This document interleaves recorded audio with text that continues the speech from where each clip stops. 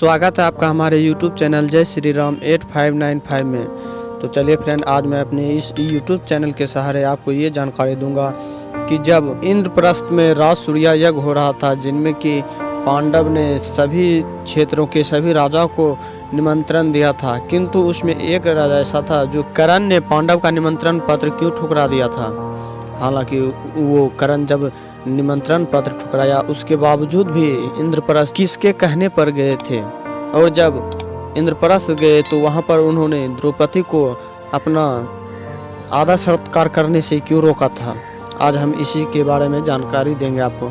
So hello friend, जुड़े रहिए इस वीडियो के अंत तक। हालांकि उस समय की बात है जब पांचाल नरेश द्रौपदी ने अपने पुत्री द्रौपदी के लिए स्वयंवर रचा था, जिसमें कि सभी राजा आए हुए थे, जिसमें लक्ष्य भेदन था कि जो मछली के आंख पर तीर संधान करेगा वही द्रौपदी से विवाह करेगा।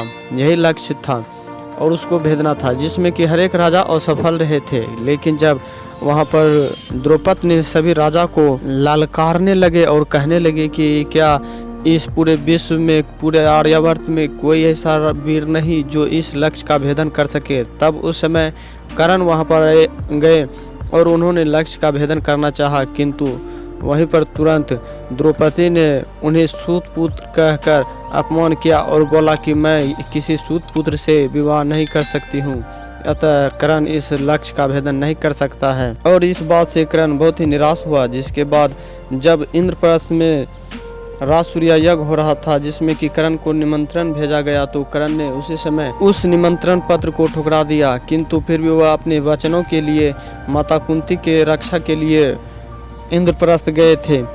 और जैसे ही इंद्रप्रस्थ में आगमन हुआ, तब स्वयं पांचाली, जो कि द्रौपदी के नाम से भी जाने जाते हैं, पांचाली ने सबका स्वागत करना चाहा। जैसे ही कर्ण का तिलक करना चाहा तो कर्ण ने तुरंत पांचाली को रोक दिया और कहने लगा कि आपने मुझे सूत पुत्र कहकर अपमान किया था, तो फिर आप मुझे ये इतना सम्मान क्यों दे रहे हैं? मैं सूत पुत्र हूँ, आप मेरा सम्मान नहीं कीजिए।